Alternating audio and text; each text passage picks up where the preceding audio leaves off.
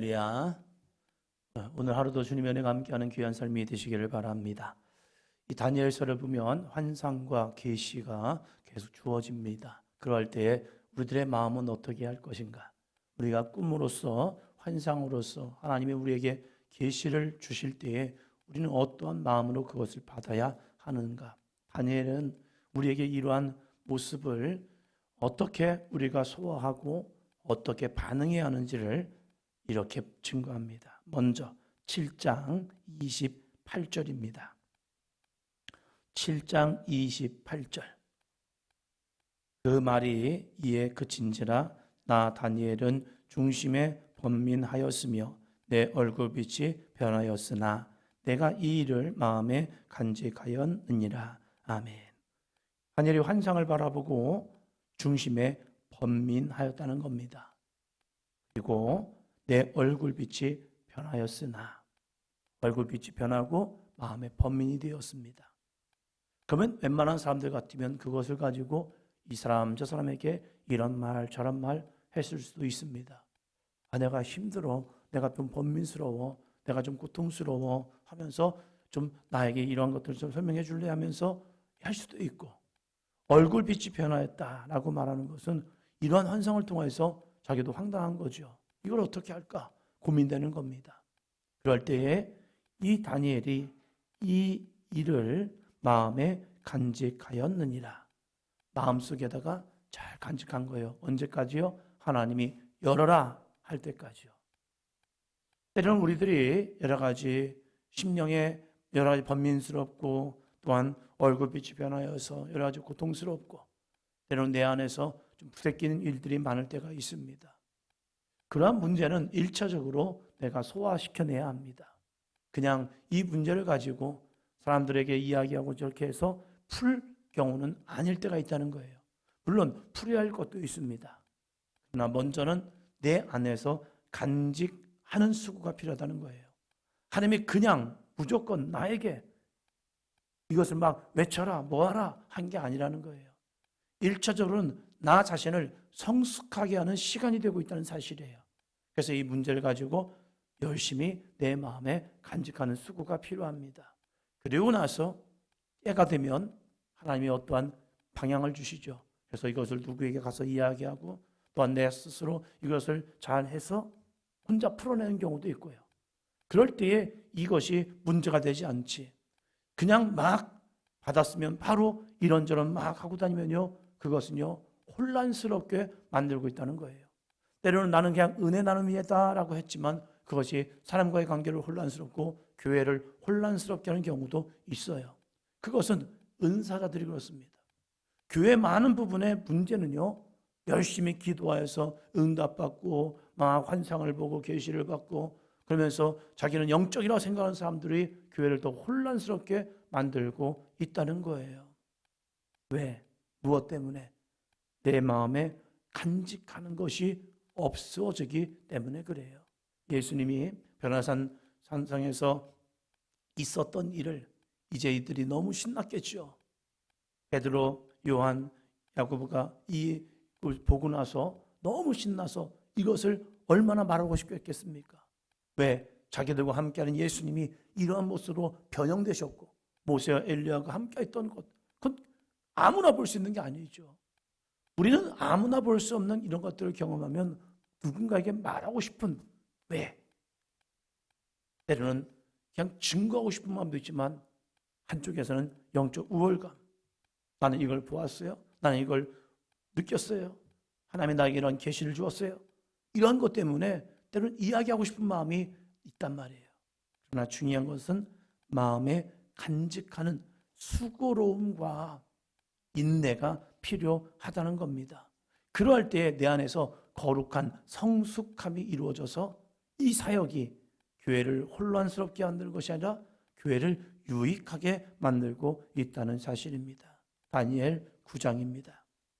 이 다니엘 9장은요, 우리가 기도할 때에 응답받는 기도, 이 엄청난 비밀이 이 9장 전반적으로 다 숨어 있습니다.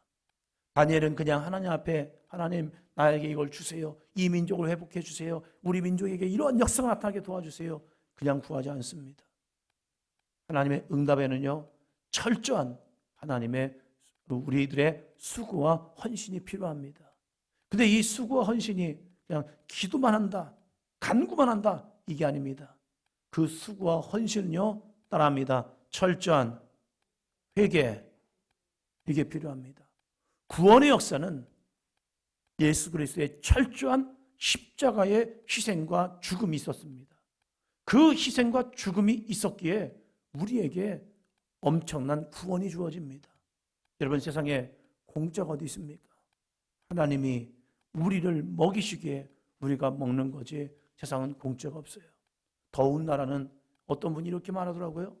그냥 수고하지 않아도 열매를 따먹으면 된대요. 수고가 없을까? 아니에요. 하나님이 그들을 먹이시고 인도하십니다. 모든 것이 하나님의 거룩한 은혜 속에서 우리가 살아갈 수 있는 거지, 나 혼자 그냥 딱 어딘가 떨어졌다? 나 혼자 떨어졌는데 그거 먹고 산다? 아니죠. 창세기를 보니까 하나님의 정확한 창조 질서를 통하여서 우리들이 이 땅에서 살아갈 수 있는 거예요. 인간이 이 땅 아니고 또 다른 데서 살 수 있지 않을까? 그래서 또 나가보잖아요. 달도 가보고 또 위성을 쏴서 또 화성도 나가게 하고. 그런데 거기에서는 절대 살 수 없는 거예요. 왜? 하나님이 이 모든 수고로움, 누구를 위해서요? 우리 인류를 위해서 이 지구라는 땅덩어리 속에 사람이 살 수 있는 최적의 상태를 만들어 주신 것, 이것은 그냥 우연이 된 것이 아니라 하나님의 철저한 계획과 하나님의 거룩한 수고로움을 통하여서 우리들이 이 땅 가운데 살아갈 수 있다는 겁니다. 그래서 우리는 매일 이 하루를 살아가면서 감사해야죠. 하나님 아버지 감사합니다. 오늘 나에게 이 하루를 살아갈 수 있는 힘과 은혜와 능력을 주셔서 감사합니다. 이것은 공짜가 아니잖아요. 하나님의 놀라운 사랑과 은혜와 섭리로 주어졌잖아요. 그런데 문제가 생겼다? 왜 생겼을까? 하나님은 우리에게 생육 번성 땅에 충만 땅을 정복하고 모든 생물을 다스리라, 만물을 다스리라 했는데 왜 우리에게 이런 문제가 생겼을까? 지금 하나님, 이 다니엘은 하나님이 분명히 우리를 축복의 이 민족으로 세우셨는데 왜 우리가 고난을 당하고 있을까? 하나님이 뭔가 좀 달라져서? 하나님이 우리를 버렸기 때문에? 그게 아니다. 하나님은 여전히 우리를 향한 구원의 계획과 사랑을 가지고 계시다.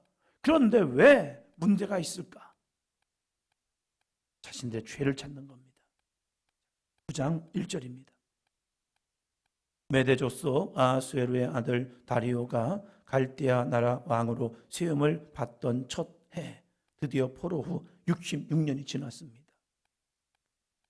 자신들의 이 유다 민족이 바벨론에 끌려와서 포로가 된 지 66년, 그리고 드디어 바벨론이 멸망하고 메대 족속, 메대와 바사, 메대와 페르시아가 연합을 해서 이제 나라가 바뀌었습니다.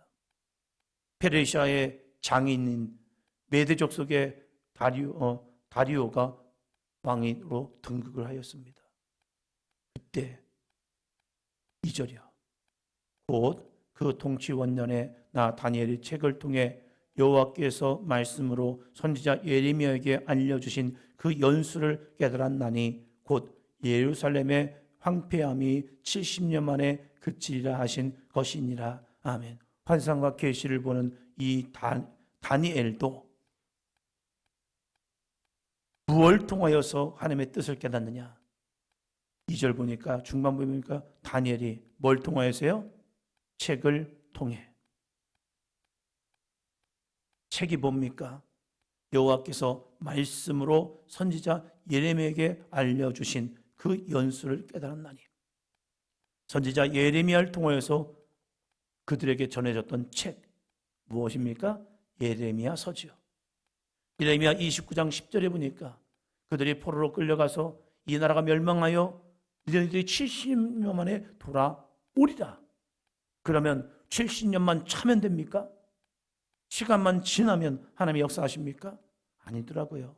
출애굽 역사를 보니까 하나님께서 아브라함을 통해서 너희가 이방의 객이 되어서 400년 만에 돌아오리라. 그런데 역사를 보니까 430년이 걸렸습니다. 왜? 무엇 때문에? 준비된 사람이 준비되지 아니하면 시간은 늦춰집니다. 그러나 준비될 사람이 준비가 되면요, 시간이 빨라지기도 합니다. 하나님의 역사는 유동적입니다. 말씀하셨지만 준비가 되면 빨라지고 준비가 되지 않으면 늦춰지더라고요. 이 다니엘이 깨달은 것이 무엇입니까? 하나님의 약속의 말씀. 그냥 시간이 지난다고 되는 것이 아니라 하나님께서 예레미야를 통하여서 70년 만에 돌아오리라 했는데 그 돌아가기 위해서 준비를 해야죠. 우리가 여행을 가기 위해서도 준비를 합니다. 교회를 오기 위해서도 준비를 합니다. 어떤 분은 이렇게 얘기합니다. 왜 이렇게 주일날 예배를 늦으십니까? 자기는 준비했는데 늦었다는 거예요. 뭐가 문제인 거예요? 준비가 좀 더 늦어진 거예요. 준비를 좀 빨리 했더라면 예배 시간 안 늦죠. 그러나 매 우리들의 그 루틴이 있잖아요. 그러면 내가 이렇게 준비하면 이렇게 시간이 걸리면 미리 좀 하면 시간이 늦지 않는단 말이에요. 물론 어떠한 상황과 형편이 되어서 늦을 때도 있을 수가 있을 거예요. 그러나 매번 늦는 사람들은 그 이유가 있단 말이에요. 우리가 어떠한 준비를 해야 그 준비를 통해서 앞으로 나갈 수 있단 말이에요. 다니엘은 이걸 깨달은 겁니다. 하나님의 약속은 우리를 통하여 역사하시는데 그러면 그 역사를 위해서 어떻게 할까? 준비해야죠. 엄마들은 가족여행 갈 때에 많은 준비를 합니다. 그 준비가 늦어지면요, 여행은 늦어지는 거예요. 그 엄마가 열심히 준비해야 아이들과 함께 여행을 갈 때에 시간 차질이 없단 말이에요. 다니엘에게 그 마음이 생긴 거예요. 66년의 시간이 됐는데 이제 4년 남았네. 그 4년 속에서 어떻게 준비해야 역사가 나타날까? 그래서 다니엘이 취한 행동입니다. 3절이요. 내가 금식하며 베옷을 입고 죄를 덮어 쓰고 주 하나님께 기도하며 간구하기를 결심하고, 그래, 내가 기도해야겠다. 근데 이 기도의 시작입니다. 시작을 할 때 그가 금식하며 베옷을 입고 죄를 덮어 씁니다. 철저한 회개의 모습이죠. 이스라엘 백성들이 철저한 회개를 준비할 때에 금식을 합니다. 베옷을 입습니다. 죄를 덮었습니다. 이건 뭐냐면 사람이 먹지 않고 베옷을 입었어요. 죄를 뒤집었습니다. 뭐 같습니까? 죽음이죠. 사람이 죽으면 먹질 않습니다. 더 이상. 드세요 해도 먹지 않아요. 먹질 않아요. 왜? 움직이지 않으니까. 그리고 그 사람을 베옷을 입힙니다. 장례 준비죠. 그리고 이제는 그에게 죄를 뿌립니다. 티끌을 뿌립니다. 흙을 뿌립니다. 그럼을 통해서 이 사람이 돌아갔다라고 합니다. 다니엘이 이 거룩한 기도를 시작하면서 철저한 자기 죽음으로 먼저 나아갑니다. 내가 죽어야 하나님의 역사가 이루어지기 때문입니다. 누군가 십자가를 져야 하나님의 역사가 이루어지기 때문입니다. 누군가 이 거룩한 희생을 하여야 그 희생 속에서 역사가 나타납니다. 누군가 하늘의 미랄이 되어 죽어질 때에 그 죽어짐을 통하여 30배, 60배, 100배의 결실이 맺어집니다. 이 다니엘은 먼저 내가 하나님 앞에 우리 민족의 죄를 가지고 죽어지는 겁니다. 제가 먼저 이 민족의 죄를 품고 죽겠습니다. 그래서 금식을 하고 베옷을 입고 죄를 덮어 씁니다. 그리고 주 하나님께 기도하며 간구하기를 시작합니다. 4절이요. 내 하나님 여호와께서 기도하며 자복하여 이르기를 크시고 두려워할 주 하나님, 주를 사랑하고 주의 계명을 지키는 자를 위하여 언약을 지키시고 그에게 인자를 베푸시는 이시여. 하나님은 두려워할 존재입니다.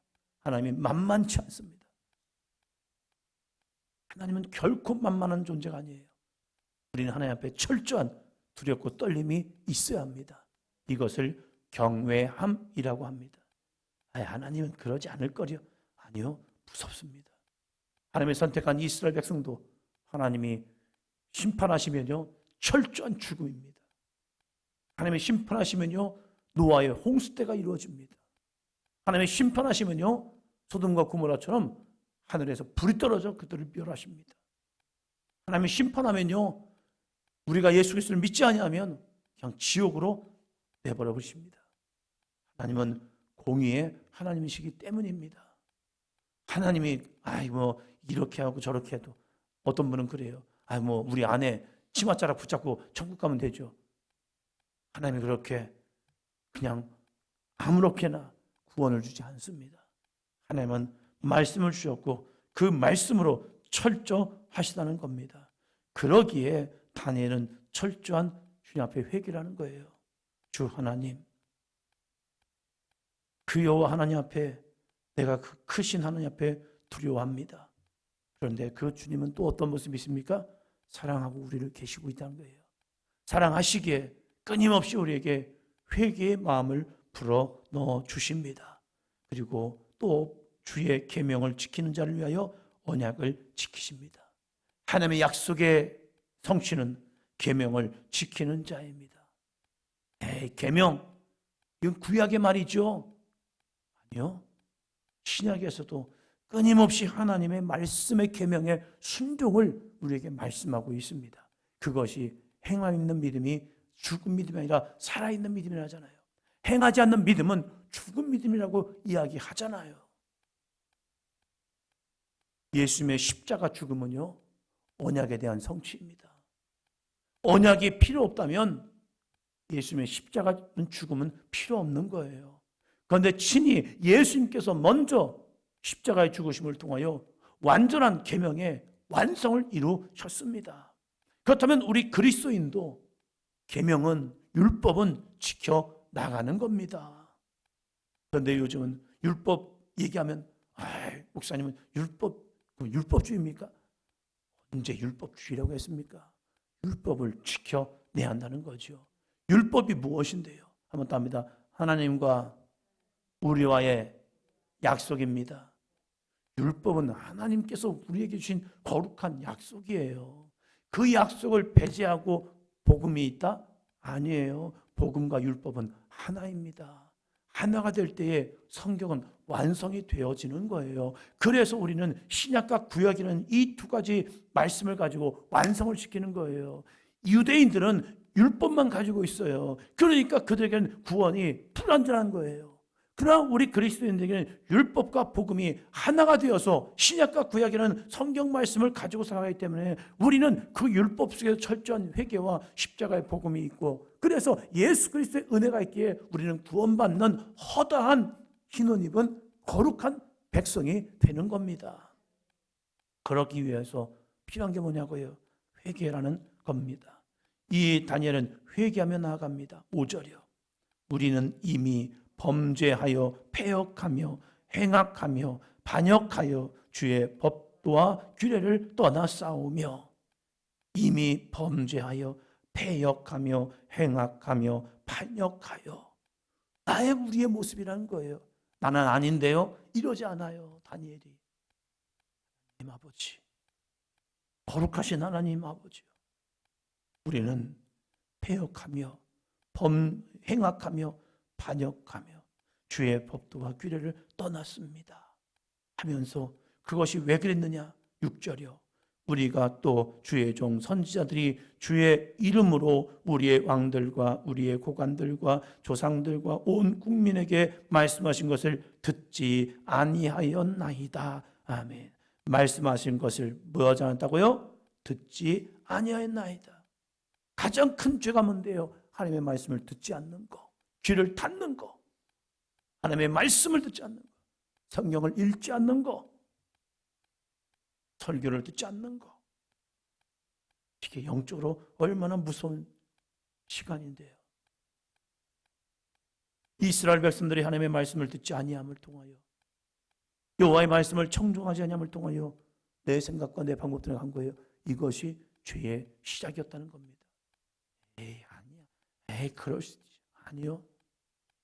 하나님의 말씀이 들리지 않는다면 내 마음이 돌 같은 마음으로 더 이상 하나님과 관계가 깨어진 거예요. 부모와 자녀와의 관계가 깨질 때가 언제입니까? 중기 시간에 사단이 부모를 거역하게 만드는 것. 그 거역하는 모습 때문에 부모의 말을 듣지 않습니다. 부모의 말을 듣지 않는 아이들이 하나님의 말씀을 들려주지 않습니다. 그래서 순종하는 아이들 보면 부모의 말을 듣습니다. 그리고 하나님의 말씀을 들으려고 합니다. 그러나 사탄은요, 이 사춘기의 시간을 통해서 세상 소리를 듣게 하고 하나님의 말씀과 정말 나를 사랑하는 부모의 말은 들으려 하지 않는다는 거예요. 그것은 영적으로 싸워야 합니다. 아이가 부모의 말을 들을 때 이 아이는 순종하는 아이가 됩니다.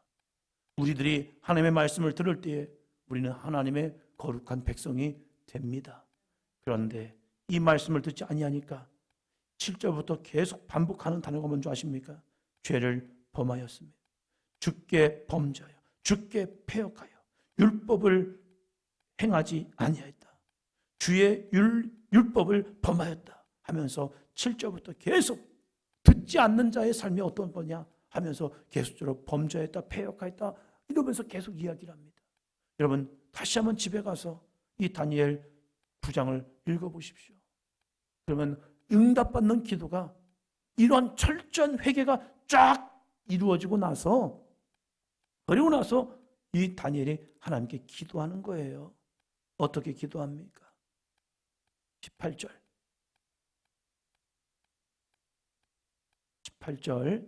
나의 하나님이여 귀를 기울여 들으시며 눈을 떠서 우리의 황폐한 상황과 주의 이름으로 일컫는 성을 보옵소서. 우리가 주 앞에 간구하옵는 것은 우리의 공의를 의지하는 것이 아니요 주의 큰 긍휼을 의지하여 함이니이다. 아멘. 우리가 지금 기도하는 것, 내가 지금 기도하는 것은 우리의 공의를 의지하여 하는 것이 아닙니다. 내가 잘나서 내가 신앙생활을 이만큼 해서 내가 주님 앞에 헌신을 이만큼 했기 때문에 하나님 나한테 응답해 주세요. 그거 가지고 기도하는 거 아닙니다. 우리는 여전히 범죄하고 우리는 여전히 주님 앞에 부족한 백성들이요 패역한 백성입니다. 그것도 나 다니엘도요. 이러한 모습입니다. 우리가 하나님께 기도하는 이유는요, 그럼에도 불구하고 회개하는 자를 통하여 주의 큰 긍휼이 나타나기 때문에 그 하나님의 크신 긍휼을 의지하여 기도하는 것뿐입니다. 하나님 그래서 이렇게 응답해 주세요. 위대한 말씀이죠. 19절 주여 들으소서, 주여 용서하소서, 주여 귀를 기울이시고 행하소서, 지체하지 마옵소서. 나의 하나님이여 주 자신을 위하여 하시옵소서. 이는 주의 성과 주의 백성이 주의 이름으로 일컫는 바 됨이니이다. 아멘. 위대한 고백. 19절 뭐죠? 주여 삼창. 왜 우리가 주여 삼창합니까? 많은 한국교회가 주여 주여 주여 주여를 부르고 있습니다. 이 주여 주여 주여 왜 주여 삼창을 합니까? 아니 요즘은 한 번만 하면 되는 거 아닙니까? 한 번 주님이 쥐가 먹었습니까? 아니에요. 주님 우리의 마음 심령까지도 꿰뚫으십니다. 그런 하나님 앞에 왜 이렇게 주여 주여 주여를 외치냐? 주여 들으소서, 주여 용서하소서, 주여 귀를 기울이시고 행하소서, 지체하지 마옵소서. 이것 때문에 우리가 그냥 주님의 이름을 부르는 것만으로도 많은 수식어가 있는 기도 할 수 있죠. 좋죠. 해야 하죠. 그러나 때로는 그냥 주님의 이름만 불러도, 그냥 주님의 이름만 불러도 그냥 우리에게는 이게 있잖아요. 그냥 아빠 그것만 불러도 아버지의 사랑이, 엄마라고 하는 그 이름만 불러도 엄마의 그 거룩한 사랑이 우리의 마음을 주고 가잖아요. 저는 저희 아버지만 봐도 아버지 하고 하면 그 아버지가 주었던 귀한 사랑, 아버지가 사랑만 주었는 줄 아십니까? 아니에요. 저희 아버지도 약주 드시고 길에 누워도 계시고 그런 때도 있었어요. 그런 것도 있었지만 그러한 이런 일들보다 그냥 아버지가 주었던 그런 추억들이 더 커요. 그냥 그래서 아버지라고 생각하면 그냥 아버지의 그냥 사랑이 훨씬 더 커 보이니까 그냥 아버지 하면 그냥 좋은 거예요. 우리가 주여 주여 주여 라고 할 때에 이 마음을 통하여 주님 앞에 간구할 때에 하나님이 오늘도 주님을 찾는 저와 여러분을 통하여 이 다니엘에게 역사했던 귀한 응답의 역사가 20절부터 27절까지 나타난 하나님의 거룩한 은혜가 오늘도 우리에게 함께할 줄로 믿습니다. 다니엘 9장을 빨리 읽지 마시고 천천히 집에 가서 다시 한번 읽으시면서 주님, 저에게도 이러한 마음이 있게 하여 주시옵소서. 다시 한번 이 마음을 찾아가는 귀한 하루가 되기를 축원합니다.